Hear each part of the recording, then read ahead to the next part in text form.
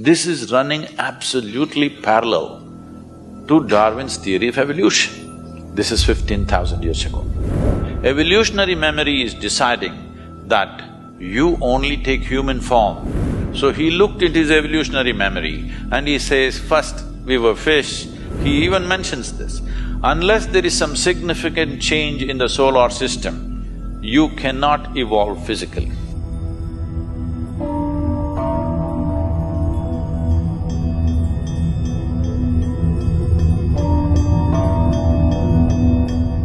Charles Darwin, 152 years ago, he was born 200 years ago, but when he was 52, he propounded his theory of evolution.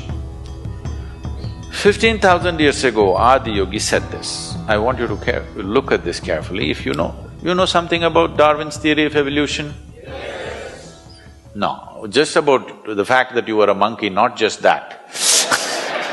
Something more?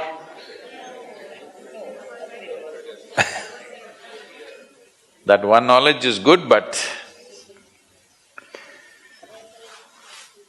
Adiyogi said the first form of life on this planet was in water. Well, you have heard about this in so many different ways. People told you there are 9 avatars. Yes? Can you tell me what are the 9 avatars? Matsya avatar? No, don't jump. Kurma avatar? Varaha? No. Narasimha? Vamana? Parashurama? Rama? Krishna? Buddha. 9. Now, you must understand this. Right now, people have started looking at these names as people. Look at them as qualities. First form of life was fish. Darwin also agrees. It was in the water. Second development on the planet is amphibious life, Kurma Avtara. Half in the water, started picnicking on the land. Then many other creatures in between. But the next significant life is mammalian life. Among the mammals, the first one is the boar. Even today, you will see…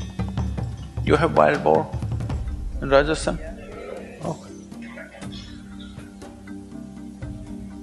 Wild boar or a pig is the most physical animal of all the animals you will find.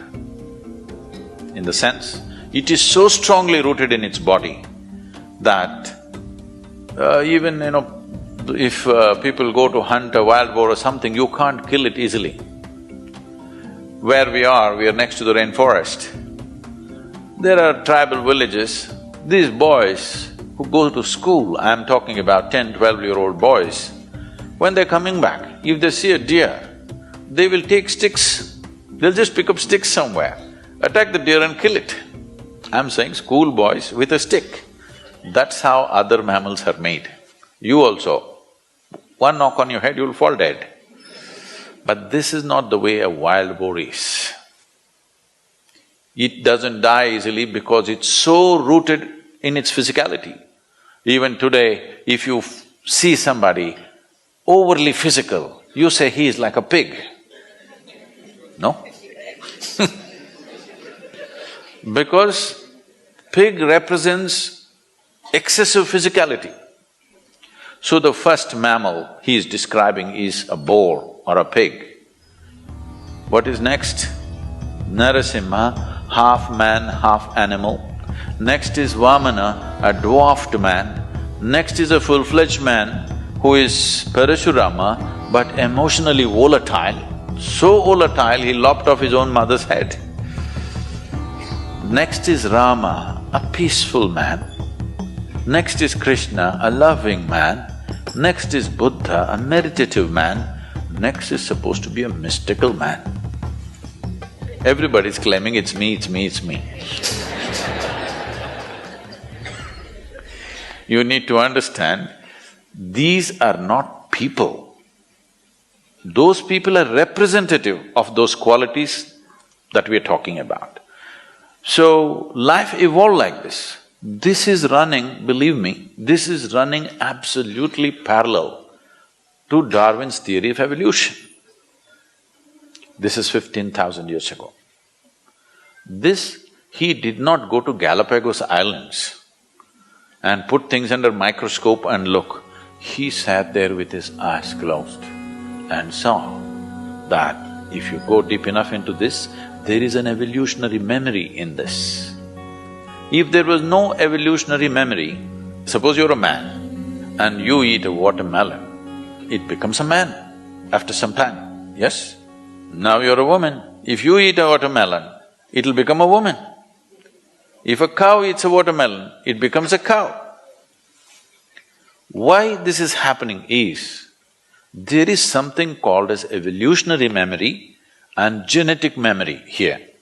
Evolutionary memory is deciding that you only take human form, not suddenly you eat a smart watermelon and you got confused and became a cow. Such thing will never happen, okay? And there is genetic memory, which clearly says, this is a woman's body, eat whatever you want, this will only become a woman, not a man. Because the genetic memory is intact. Why people are fighting against genetic engineering is because of this. Once you meddle the plants and then the animals, then it'll come to you. Then you don't know. If they do some mistake, you will become half man, half animal once again. We don't know what'll happen. So that is the resistance for genetic engineering, because once you start meddling with the basic material, you don't know what'll happen because we have not figured it completely.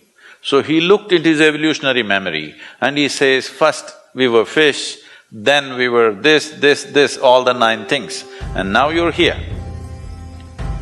Now that you're here, you've taken on this human form. If you want to evolve from here, you can only consciously evolve. Your physical evolution is over. For this, there is an entire mathematic as to why your physical evolution is over. There are many aspects of it. I will not go into the mathematics because a few ladies just shook their head, no, we don't want mathematics. But there is no mysticism without mathematics. To put it very simply, the nature of who you are right now is a consequence, a complex amalgamation of memory, of variety of memories that you have. You have this kind of body because of evolutionary and genetic memory. You like this, you dislike that because of various levels of unconscious, subconscious, karmic and other types of memory. You have no control over it, what you like and what you dislike most of the time. You will have to strive hard to rise above that. Because memory is determining everything about you. So, when we say evolution, in a way we are talking about the play of memory and the building of experience and growing into various levels. So he is saying if you're willing to strive, you can transcend everything that limits you. Only thing is, your physical body is not designed to change anymore, because with this solar system, he even mentions this, unless there is some significant change in the solar system, you cannot evolve physically. They naturally asked, you have grasped so much but our brains are struggling, can we grow this a little bit? He said no, in a different way, but today modern neuroscientists are saying this. Your brain consumes 20% of the energy generated in this body. Though it is only this much, I'm sorry, am I showing too small? Okay. Though it is only this much and it is lightweight because mostly it's air, in spite of that, it consumes 20% of the energy generated in your body. The rest of the body, so much, consumes remaining 80%. So if you want to increase your intelligence, whatever, if you increase the size of the brain, the amount of power needed for that, body cannot provide.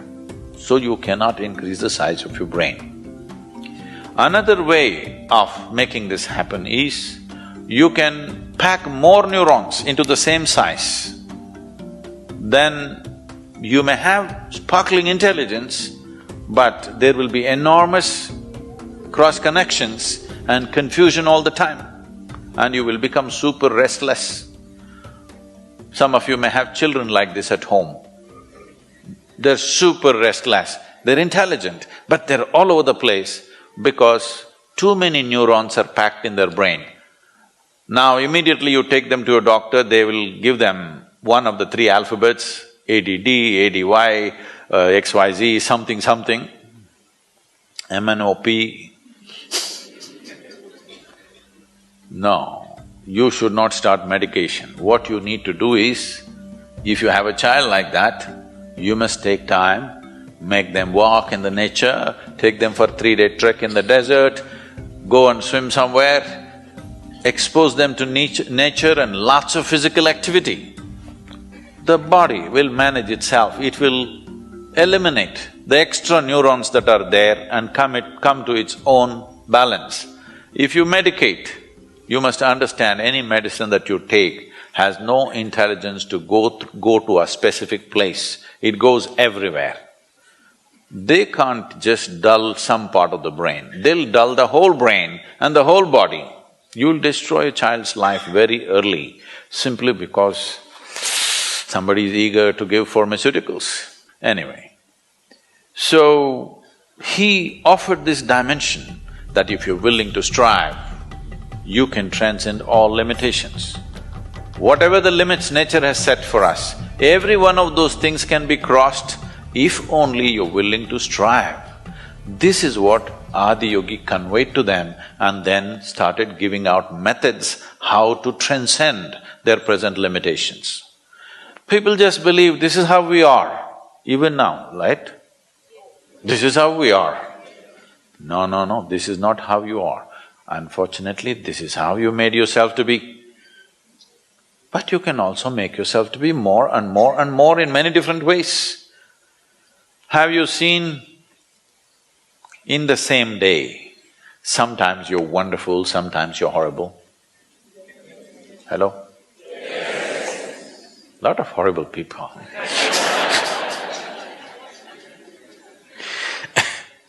So I'm saying, you always think it happened to you. No, no.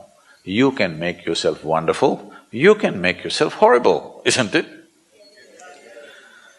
So you can be in limitations, you can be beyond limitations. So for the first time he brought this to humanity, and then he spoke about how every creature on this planet has evolved beyond its own limitations with striving over a period of time.